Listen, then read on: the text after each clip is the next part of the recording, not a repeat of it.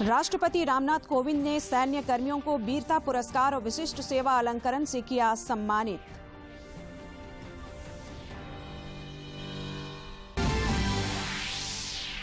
भाजपा प्रदेश कार्य समिति की बैठक में बनाई गई अगले कार्यक्रमों की रणनीति। झामुमो का 18 दिसंबर को रांची में महाधिवेशन बुलाने का फैसला। रांची में जेपीएससी कार्यालय का घेराव करने जा रहे अभ्यर्थियों पर लाठीचार्ज। अध्यक्ष ने 24 घंटे में कट ऑफ मार्क्स जारी करने का दिया भरोसा। और राज्य में पिछले 24 घंटे के दौरान कोविड के 14 नए मरीजों की पहचान। 14 संक्रमित हुए स्वस्थ। टीकाकरण अभियान जारी।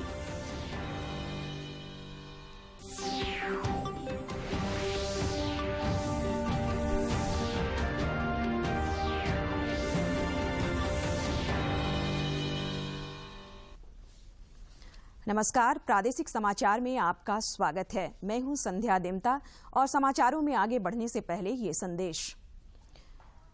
देश ने कोविड टीकाकरण अभियान के अंतर्गत 100 करोड़ टीके लगाने का लक्ष्य हासिल कर इतिहास रच दिया है। इस महत्वपूर्ण कार्य में योगदान करने वाले चिकित्सकों, नर्सों और अन्य स्वास्थ्य कर्मियों का दूरदर्शन अभिनंदन करता है। इसके साथ ही हम आपको सतर्क भी करना चाहते हैं कि कोविड अभी समाप्त नहीं हुआ है। आप सभी से हमारी अपील है कि यथाशीघ्र दोनों टीके लगवाएं और अन्य लोगों को भी टीके लगवाने के लिए प्रेरित करें। मास्क लगाएं, 2 गज की सुरक्षित दूरी बनाए रखें, बार बार हाथ धोएं और चेहरा साफ रखें। कोविड से संबंधित जानकारी और मार्गदर्शन के लिए राष्ट्रीय हेल्पलाइन काम कर रही हैं। इनके नंबर हैं 0112397846 और 1075। इसके अलावा राज्य हेल्पलाइन नंबर 104 डायल कर समस्या का त्वरित समाधान लिया जा सकता है। और अब समाचार विस्तार से। राष्ट्रपति रामनाथ कोविंद ने आज राष्ट्रपति भवन में तीसरे रक्षा अलंकरण समारोह में वीरता पुरस्कार प्रदान किए।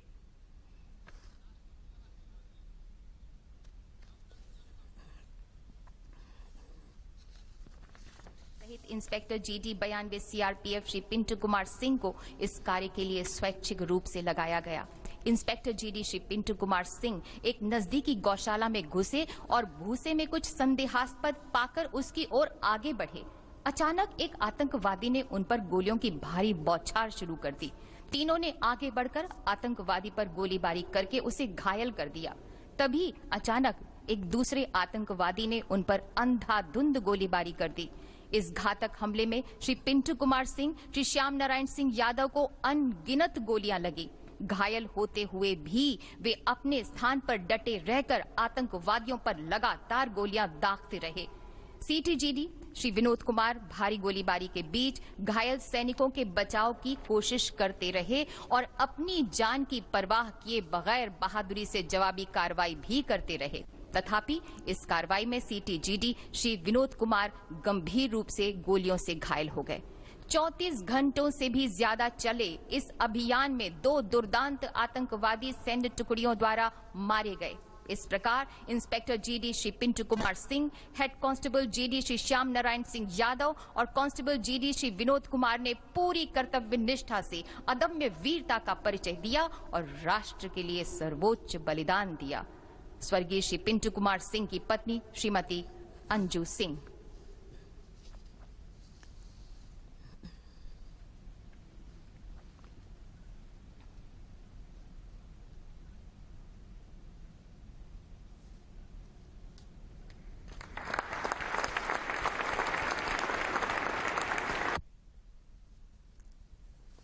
प्रधानमंत्री नरेंद्र मोदी 25 नवंबर को उत्तर प्रदेश के जेवर में नोएडा अंतर्राष्ट्रीय हवाई अड्डे की आधारशिला रखेंगे।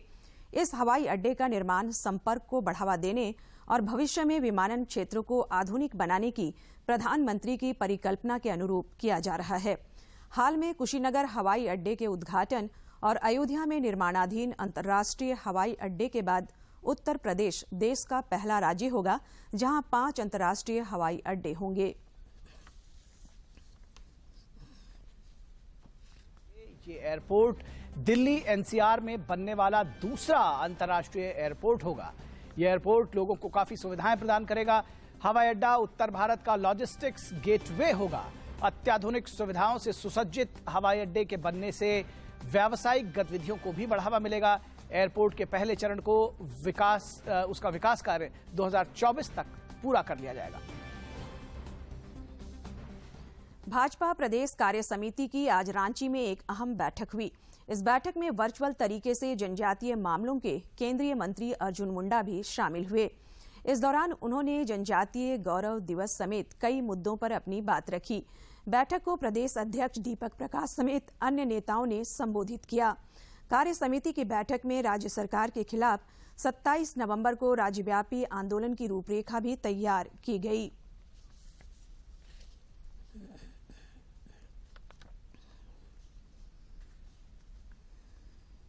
फिर ये पंचायत का चुनाव क्यों नहीं हो रहा है? आपको पता होना चाहिए कि सरकार का हिडन एजेंडा चल रहा है कि किस तरह से भ्रष्टाचार के माध्यम से इसमें भी हम इसको बढ़ावा दें। और अभी तो मुखिया है या जिला परिषद के सदस्य हैं, सबका काम कौन कर रहा है? प्रशासनिक अधिकारी कर रहा है। उधर झामुमो केंद्रीय कार्यकारिणी समिति की बैठक में 18 दिसंबर को रांची के हरमू में पार्टी का महाधिवेशन बुलाने का फैसला किया गया। मुख्यमंत्री आवास में हुई इस बैठक में सरकार की नीतियों को जन जन तक पहुंचाने का भी निर्णय लिया गया। बैठक में पार्टी सुप्रीमो शिबू सोरेन और केंद्रीय कार्यकारी अध्यक्ष हेमंत सोरेन मौजूद थे।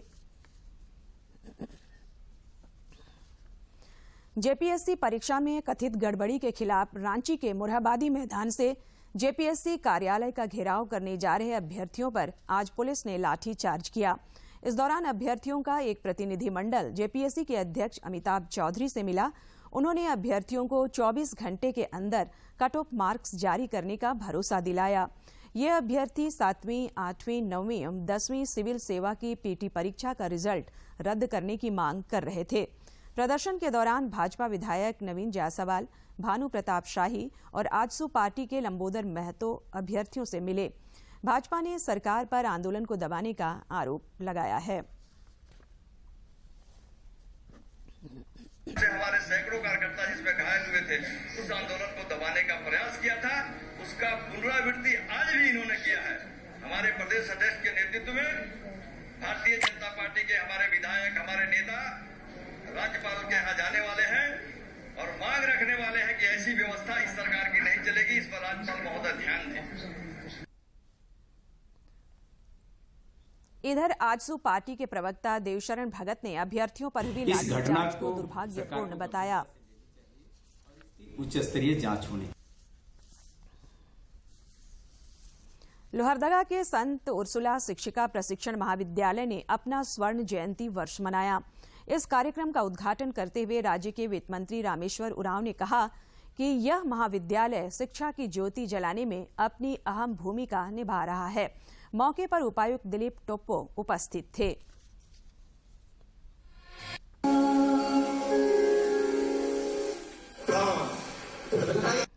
हमारे मुख्य अतिथि जी को और बाकी सहयोगी अतिथियों को कि वो कॉलेज के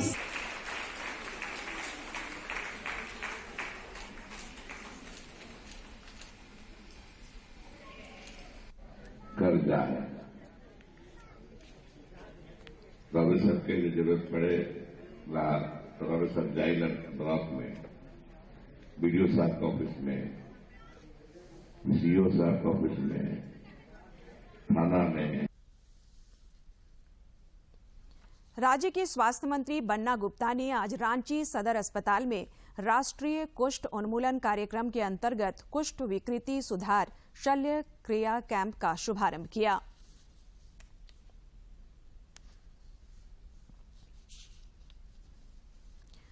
पलामू के प्रमंडलीय आयुक्त जटाशंकर चौधरी ने आज गढ़वा समाहरणालय के सभागार में मतदाता सूची के विशेष संक्षिप्त पुनरीक्षण कार्यक्रम को लेकर राजनीतिक दलों के प्रतिनिधियों एवं पदाधिकारियों के साथ बैठक की। बैठक के बाद श्री चौधरी ने कहा कि मतदाता सूची के पुनरीक्षण कार्य में लापरवाही करने वाले बीएलओ पर कड़ी कार्रवाई की जाएगी।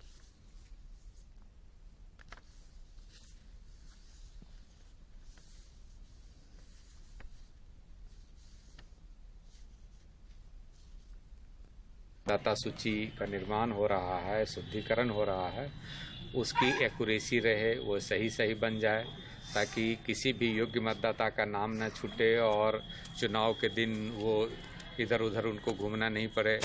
जिनकी मृत्यु हो गई है उनका नाम हट जाए मतदाता सूची से, और जिनका जो एंट्री है गलत है वो शुद्ध भी हो जाए। बहुत लोगों का फ़ोटो भी फेडेड है, वो अपना नया फ़ोटो कलर फोटोग्राफ दे करके उसको दे सकते हैं, क्योंकि जो मतदाता सूची है वो फ़ोटो युक्त है। इधर खरसावां के प्रखंड विकास पदाधिकारी मारुति मिंज ने मतदाता सूची पुनरीक्षण की समीक्षा की और बीएलओ को आवश्यक निर्देश दिए। इस बैठक में सुदूरवर्ती ग्रामीण क्षेत्रों के बीएलओ ने नेटवर्क की समस्या को उठाया, जिसे दूर करने का निर्णय लिया गया। बैठक में अनुमंडल पदाधिकारी रामकृष्ण कुमार उपस्थित थे।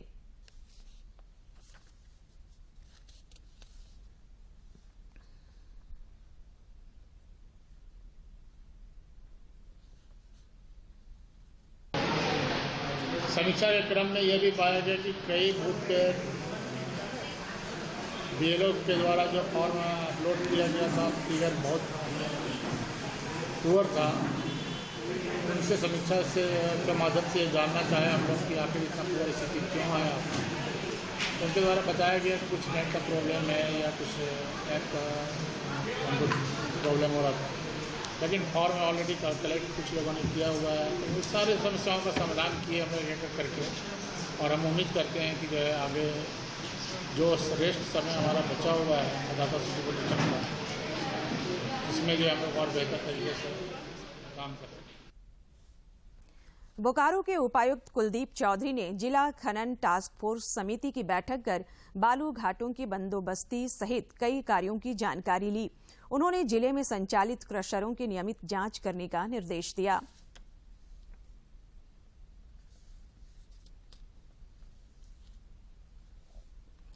समाचारों का सिलसिला जारी रहेगा, लेकिन इस विराम के बाद। सर, आपका केवाईसी अपडेट करना है, नहीं तो अकाउंट और एटीएम कार्ड ब्लॉक हो जाएगा। सावधान सावधान, 2.5 करोड़ का इनाम मुझे। देखिए, अनजाने कॉल्स, फर्जी ईमेल्स, लिंक्स और जाली ऐप से अपना पिन, ओटीपी, पासवर्ड कभी भी किसी के साथ शेयर न करें। आप रहेंगे सावधान तो नहीं होगा नुकसान। आरबीआई कहता है, जानकार बनिए, सतर्क रहिए।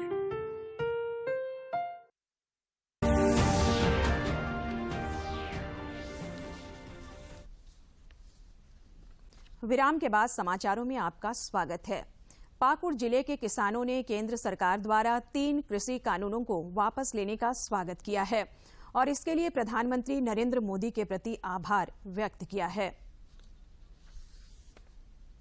माननीय प्रधानमंत्री महोदय ने 3 कृषि कानून वापस लिए हैं, वह स्वागत योग्य है। आंदोलनरत किसान को वापस आ जाना चाहिए। नेतृत्व कर रहे हैं, उसका कहना है हम लोग को उसका कागज मिलना चाहिए और मिल जाने से हम लोग को, किसान लोगों का बहुत खुशी की बात है। और हम लोग जल्दी उसका वापस हो गया तो हम प्रधानमंत्री जी को हम बहुत हम आभार व्यक्त करते हैं। जो 3 कृषि कानून वापस लेने का घोषणा किया है वह स्वागत योग्य है। धरना प्रदर्शन का काम चल रहा है जो बिल्कुल अनुचित है। जब सरकार मान गई है तो धरना को ख़त्म कर देना चाहिए, क्योंकि आम जनता को इससे काफ़ी परेशानी हो रही है। माननीय प्रधानमंत्री महोदय 3 कृषि कानून वापस लेने का घोषणा किया गया है, वह स्वागत योग्य है कि अब आंदोलन किसानों का आपस लौट जाना चाहिए। लोहरदगा के कोड़ू प्रखंड के कुंदगढ़ा गांव में आज आपके अधिकार, आपकी सरकार, आपके द्वार कार्यक्रम का आयोजन किया गया। इस कार्यक्रम में लाभुकों के बीच जाति एवं आय प्रमाण पत्र के अलावा विभिन्न योजनाओं का लाभ दिया गया। कार्यक्रम के उद्घाटन के मौके पर वित्त मंत्री रामेश्वर उरांव ने कहा कि राज्य सरकार लोगों तक पहुंचकर उनकी समस्याओं का निराकरण कर रही है।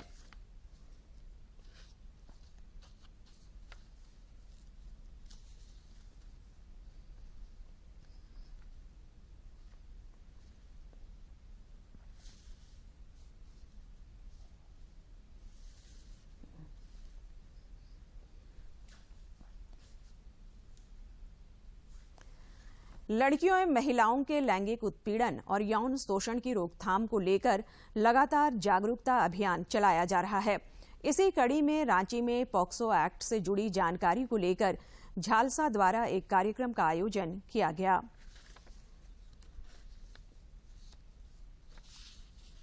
झालसा की ओर से आयोजित कार्यशाला के दौरान अभिभावकों को भी जागरूक किया गया। पॉक्सो एक्ट के विभिन्न पहलुओं से भी उन्हें रूबरू कराया गया। इस दौरान झालसा के अपर सचिव मनीष मिश्रा ने बताया कि आजादी के अमृत महोत्सव के तहत झारखंड विधिक सेवा प्राधिकार द्वारा मुहैया कराई जा रही विधिक सेवाओं की जानकारी झारखंड के गांव-गांव तक पहुंचाई जा रही है।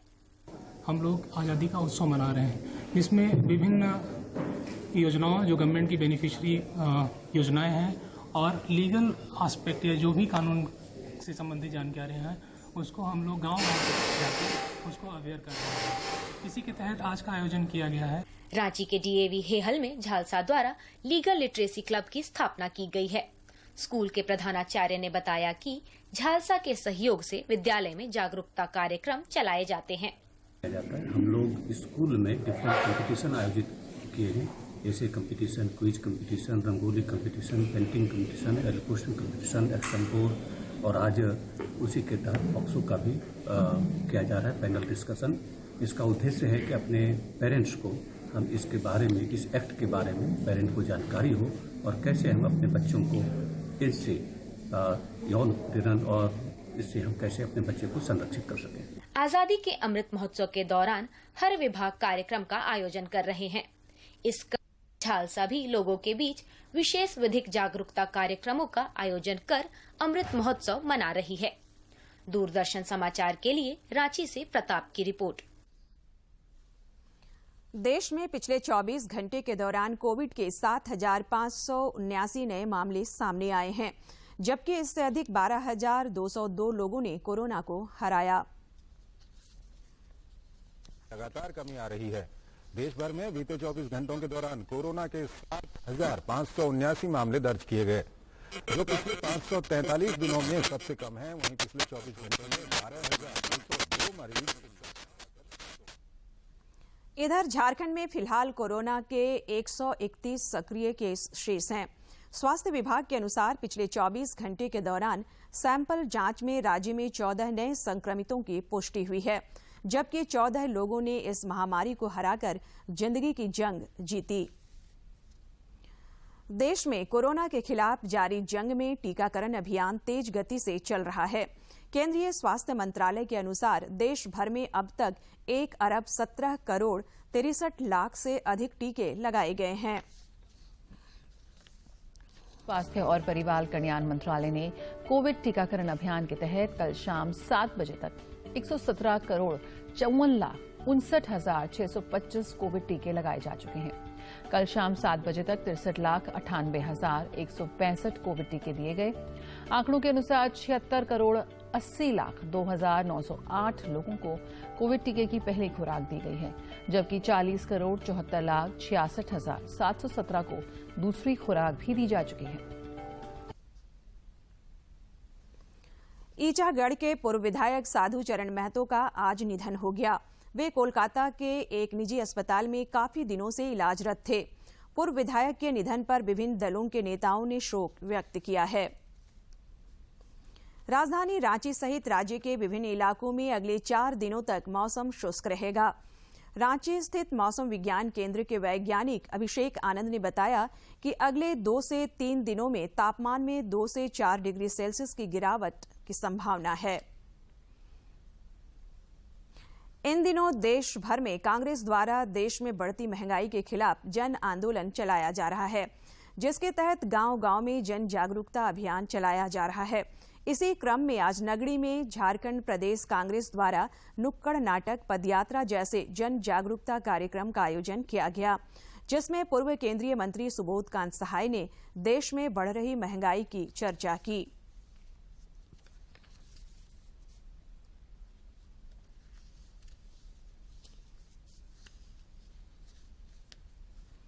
प्रधानमंत्री आवास योजना गरीबों और बेसहारों के लिए मददगार साबित हो रही है। गिरिडीह नगर निगम के धारियाडीह के लोग आवास पाकर बेहद खुश हैं। केंद्र सरकार की महत्वाकांक्षी प्रधानमंत्री आवास योजना गरीबों का सपना पूरा कर रहा है। इस योजना के तहत जिन लाभुकों का पक्का मकान बन रहा है, उनके आंखों में खुशी की चमक देखी जा सकती है। मजदूरी करने वाले भैरव दास दूसरे का घर तो बनाते थे, लेकिन पैसे के अभाव में अपना मकान नहीं बना पा रहे थे, पर अब सरकार की योजना से उनका सपना पूरा हो रहा है। पहले खपड़ा का मकान था, बहुत दिक्कत होता था बारिश में, सोने उने में। अब सरकार प्रधानमंत्री आवास जो दिया है तो उससे हम लोग को बहुत लाभ मिल रहा है और मैं सरकार को धन्यवाद कहना चाहता हूँ। भैरव दास की तरह ही नजमा खातून भी आर्थिक तंगी के कारण अपना घर नहीं बना पा रही थी। नजमा खातून कहती हैं कि खपड़ा के मकान में सब रहते थे, बरसात के दिनों में खाना बनाना आफत था। आज सरकार ने आवास दिया और वो अपना मकान देखकर बेहद खुश हैं। मेरा घर पहले खपड़ा का था तो हम लोग के पास उतना नहीं था जो हम लोग घर बना सके, तो अब हम लोग के पास अगर मिला है तो हम लोग घर बनाए हैं, तो सरकार का शुक्रिया अदा करते हैं। जो हम लोग जैसे भी है अब हम लोग अच्छा से छत वाला घर में है। वैसी ही कहानी सावित्री देवी की थी। उसका पति मजदूर है और मिट्टी का टूटा हुआ मकान था। उनके लिए पक्का मकान सपना था, लेकिन अब सरकार से पक्का मकान पाकर वो बेहद खुश हैं। मेरा घर था खपड़ पोस, बहुत परेशानी होता था, मतलब रात भर सोते न, इसलिए सरकार दिया है तो हम बना पाए और रहते हैं भी अच्छा से, और इसलिए सरकार को धन्यवाद देते हैं। प्रधानमंत्री आवास योजना जरूरतमंदों के लिए एक बड़ा सहारा बना है, जिससे गरीबों की जिंदगी में भी सपने पूरे हो रहे हैं। गिरिडीह से रमेश प्रभाकर की रिपोर्ट। कोडरमा में तकनीक के सहारे भगवान के घर को जमीन से 5 फीट ऊपर किया जा रहा है। मंदिर लिफ्टिंग की यह प्रक्रिया लोगों के लिए कौतूहल का विषय बना हुआ है। तकनीक के दौर में कई नामुमकिन चीजें भी मुमकिन हो रही हैं। कोडरमा जिले के जयनगर प्रखंड में 100 साल पुराने मंदिर को अत्याधुनिक तकनीक से 5 फीट ऊंचा करने का काम चल रहा है। एक निजी कंपनी द्वारा 16 मजदूर लगभग 1 सप्ताह से यहाँ कार्य कर रहे हैं। मंदिर को ऊंचा उठाने के लिए 130 जैक तथा लोहे के दर्जनों चैनल इस्तेमाल किए जा रहे हैं। इसमें लगभग 15 से 20 दिन में ये फाइनल हो जाएगा और इसमें 100-125 लगभग जैक लगा है। अभी मंदिर में जो देख रहे हैं वो सब सिस्टम आपके सामने है और ये हमसे बाहर में सीखे हुए थे। दुर्गा मंदिर किस प्रकार ऊंचा उठेगा, इसे देखने के लिए मंदिर के आसपास दिन भर लोगों की भीड़ लगी रहती है। लोग अभी तक ऐसा कारनामा सिर्फ टीवी और मोबाइल में देखा करते थे, लेकिन आज उनके गांव में ऐसा हो रहा है। तो देख के हमको अच्छा लग रहा है कि जो हम मतलब मोबाइल में या इसी में देखते थे, आज हम साक्षात देख रहे हैं। वर्ष 1906 में इस मंदिर की नींव रखी गई थी। उस समय मिट्टी से ही इसका निर्माण कराया गया था। बाद में 1988 में पक्का निर्माण किया गया। जैसे जैसे समय बीतता गया और आसपास भवन बनते गए, सड़कें ऊंची होती गई और मंदिर काफी नीचे चला गया, जिससे सड़कों का पानी मंदिर परिसर में घुस जाता था। कि इसमें खर्च लागत कम पड़ेगा और यहाँ पर उतना व्यवस्था नहीं हो पाएगा, इसलिए 100 टन की करने के लिए कि ये ऊंचा भी हो जाएगा और फिर इसमें जो नव निर्माण का जो है जमीन वगैरह बनेगा, यहाँ से पानी जो है सो बाहर निकल जाएगा, हम लोग का परेशानी नहीं होगा। मंदिर प्राचीन है, इसलिए श्रद्धालुओं में इसकी मान्यता को देखते हुए इस मंदिर के वास्तविक रूप के साथ छेड़छाड़ नहीं किया गया और न ही मंदिर के अंदर माता के पिंड को हटाया गया है। पूजा प्रबंध समिति के कारो सिंह ने बताया कि अगर नया मंदिर बनाया जाता तो 50 लाख रुपए खर्च होते, लेकिन यहाँ महज 5 लाख रुपए में मंदिर का जीर्णोद्धार हो जाएगा। तो जनता लोग यहाँ का माने जुटान हो गई और इसी में चंदा भी दुनिया जहान माने सहयोग माने जितना भी महारानी का दुआ से हो रहा है और इसी में जो है सोई ऊंचाई पना माने 5 फीट ये मंदिर उठेगा जी। तकनीक के इस दौर में नामुमकिन कुछ भी नहीं है। जो कारीगर इस मंदिर को ऊपर लिफ्ट करने में जुटे हैं, इससे पहले उनकी यह टीम 7 मंजिला इमारत तक को भी लिफ्ट कर चुकी है। कोडरमा से गजेंद्र बिहारी की रिपोर्ट।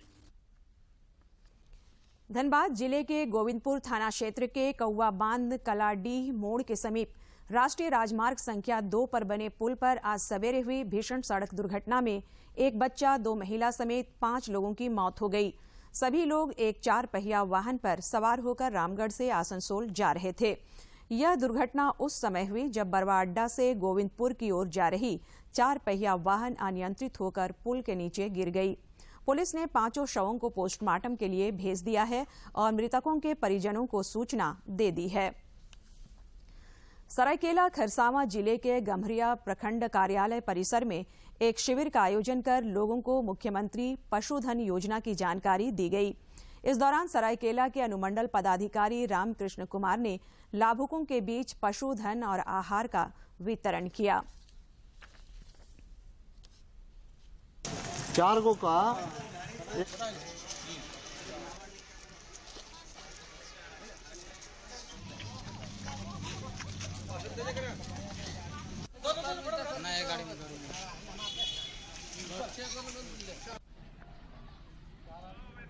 हम लोग को बकरी दिया जा रहा है, हम लोग द्वारा इसको हम लोग पालन करेंगे।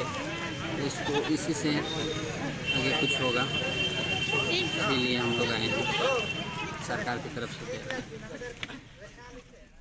गम्हरिया प्रखंड में सरकार द्वारा संचालित मुख्यमंत्री पशुधन वितरण योजना के अंतर्गत अनुसूचित जनजाति के लोगों को 100% अनुदान पर बकरी वितरण का प्रोग्राम है।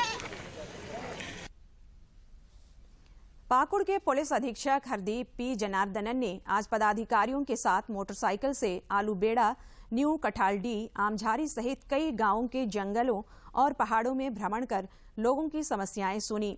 इस दौरान उन्होंने लोगों से अंधविश्वास से दूर रहने, बच्चों को शिक्षा देने, अपराध नियंत्रण में पुलिस की मदद समेत कई अपील की।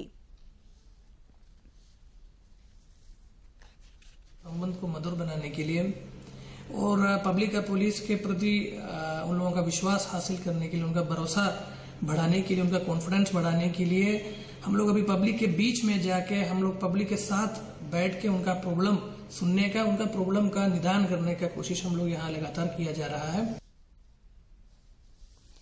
आजादी के सफर की आज की कड़ी में जानिए महान वैज्ञानिक जगदीश चंद्र बोस और प्यारी चंद्र मित्रा के बारे में।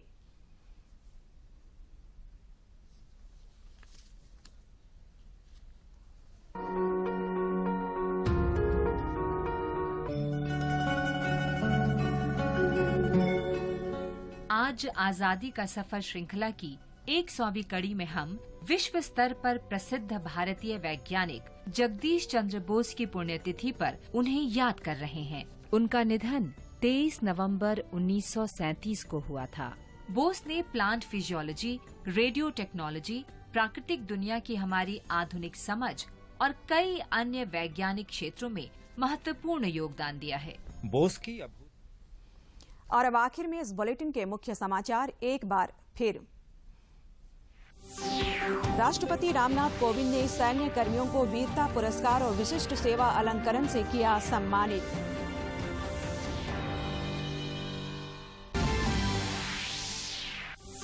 भाजपा प्रदेश कार्य समिति की बैठक में बनाई गई अगले कार्यक्रमों की रणनीति। झामुमो का 18 दिसंबर को रांची में महाधिवेशन बुलाने का फैसला। रांची में जेपीएससी कार्यालय का घेराव करने जा रहे अभ्यर्थियों पर लाठीचार्ज। अध्यक्ष ने 24 घंटे में कट ऑफ मार्क्स जारी करने का दिया भरोसा। और राज्य में पिछले 24 घंटे के दौरान कोविड के 14 नए मरीजों की पहचान, 14 संक्रमित हुए स्वस्थ। टीकाकरण अभियान जारी।